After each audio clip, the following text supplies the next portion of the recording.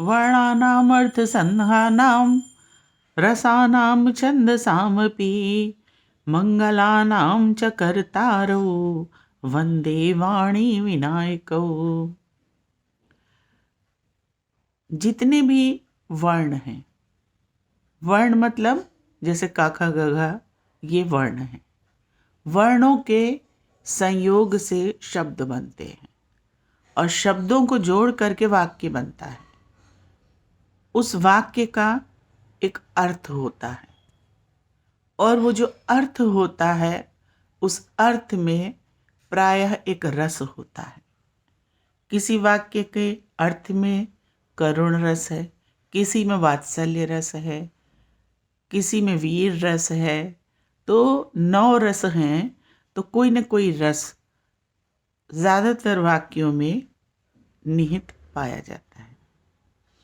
तुलसीदास जी ने रामचरितमानस महाकाव्य का जो प्रारंभ किया वो वर्णानाम अर्थसंज्ञानाम रसानाम छंदसामपि और इसी से किया। और यही जो वाक्य हैं इन्हीं को मिला के छंद बन जाते हैं, जो गेय होते हैं, छंद गाए जा सकते हैं। और इनमें जो सर्वप्रथम वंदना की किस देवता की? विनायक और वाणी, यानी कि गणेश जी और माता सरस्वती। माता सरस्वती ज्ञान और बुद्धि की देवी हैं और गणेश जी मंगलकारी देवता हैं। तो कोई भी कार्य और विशेषकर महाकाव्य की रचना बिना सरस्वती की कृपा के नहीं हो सकती। और सरस्वती भी 2 तरीके की हैं, एक मंगलकारी, एक अमंगलकारी। तो हर व्यक्ति के अंदर कोई ना कोई ज्ञान निहित है। किसी में अमंगलकारी ज्ञान है तो वो मनुष्य बुरा मनुष्य होता है और सबको दुख पीड़ा देने के कार्य करता है। किसी के अंदर मंगलकारी ज्ञान है तो वो सबको सुख देने का सद कार्य करता है। और मंगलकारी ज्ञान कहाँ होगा?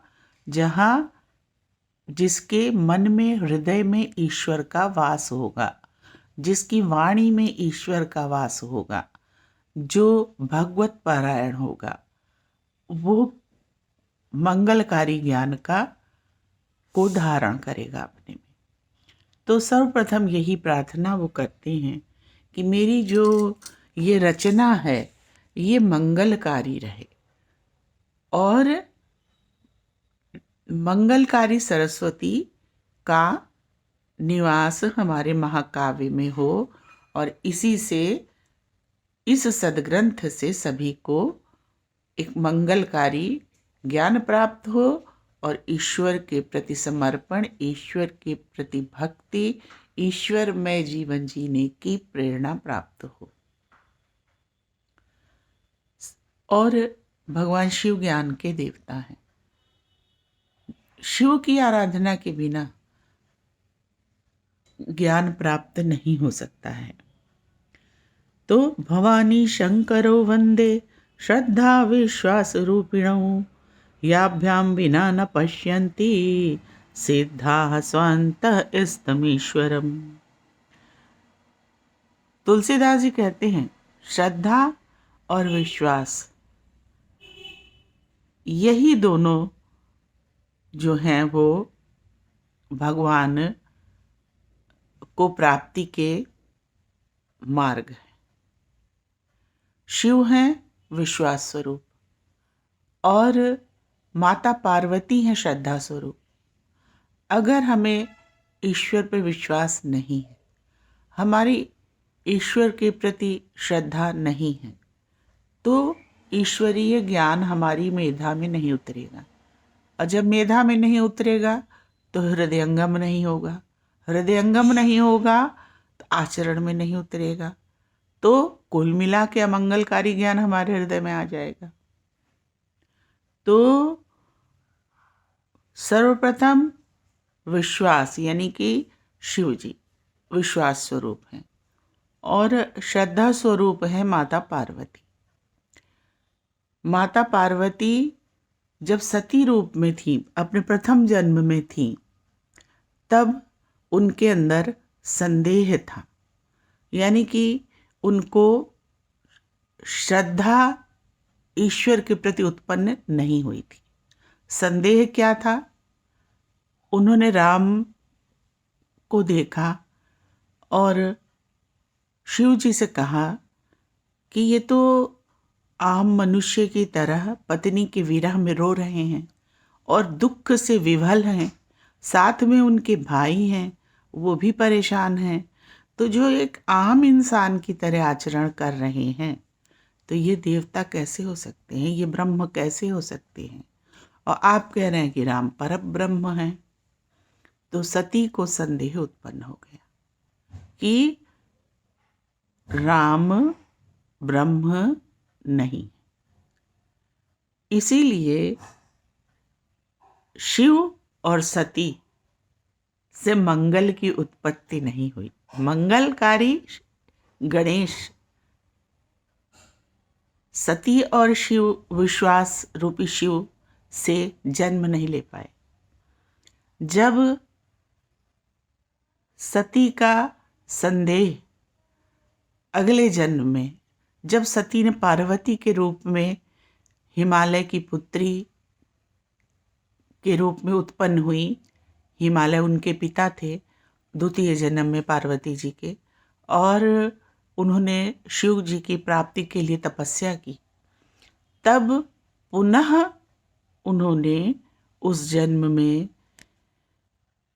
भगवान शंकर से प्रश्न किया कि, और वह प्रश्न श्रद्धापूर्वक था कि मुझे आप पूरा वर्णन सुनाएं परमपिता परमात्मा राम का।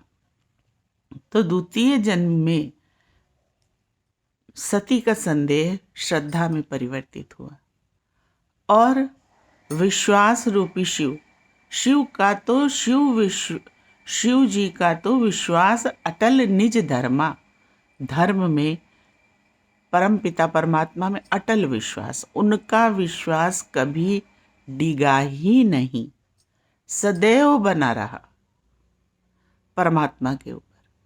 किंतु पार्वती जी को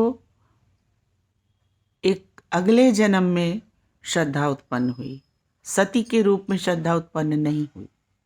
और जब शिव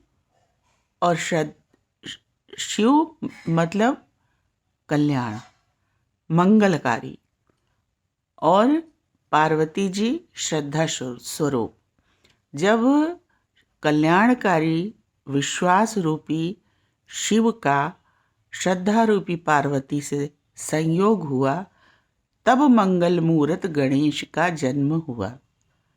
तो हम लोगों को भी इससे यह शिक्षा लेनी चाहिए, यह प्रेरणा लेनी चाहिए कि परमपिता परमात्मा पर कभी संदेह नहीं। बहुत से लोग अपनी इस मानव सूक्ष्म से छोटी सी बुद्धि और को ज्ञान से पूर्ण परिपक्व मानकर प्राय प्रश्न करने लगते हैं कि ईश्वर नहीं है, ईश्वर ये है, ईश्वर के खिलाफ, परमपिता परमात्मा के खिलाफ अपने को बहुत बुद्धिमान मानते हुए, बड़ा ज्ञानी मानते हुए बातें करने लगते हैं। तो वह उनसे तो खैर बात ही नहीं करनी चाहिए। लेकिन जब सती को एक संदेह दूर करने में दूसरा जन्म लेना पड़ा, तो आम आदमी की बात क्या है? तो जब हमारे अंदर मंगल हमारे जीवन में कब आएगा? जब हमारे हृदय में परमपिता परमात्मा के प्रति श्रद्धा और अटल विश्वास होगा और उनके प्रति समर्पण होगा, तब हमारे जीवन में मंगलकारी गणेश रूपी मंगल घटित होगा और सब मंगल ही मंगल होगा। तभी हमारे अंदर मंगल रूपी वाणी सरस्वती का वास होगा और शुभ हमारे जीवन में प्रवेश करेगा। अतः सभी लोगों को श्रद्धा और विश्वास पूर्वक ईश्वर को, परमपिता परमात्मा को अपना जीवन समर्पण करते हुए सतत उनका स्मरण करना चाहिए और उनके चरणों में स्वयं को समर्पित करके भगवान जिस परिस्थिति में है उस परिस्थिति में प्रसन्न रहना चाहिए। आपके ऊपर दुख आया, आपके ऊपर दिक्कत आई, तो आपका विश्वास डिगना नहीं चाहिए। क्यों? क्योंकि आपके पूर्व जन्म के कर्म इस जन्म के कर्म फलित होंगे और वो आपको उनका भोग करना पड़ेगा। अगर आपका के ऊपर विपत्ति आई है तो इसके लिए धन्यवाद भगवान को दीजिए कि ठीक है, मुझे इसी जन्म में मेरे जो पूर्व जन्म के या इस जन्म के बुरे कर्म हो गए उनका भोग करा दे रहे हैं। वह भोग हो जाएगा तो उसके बाद में आपको श्रद्धा विश्वास स्वरूप ईश्वर आशीर्वाद देगा, उन्नति देगा। धन्यवाद।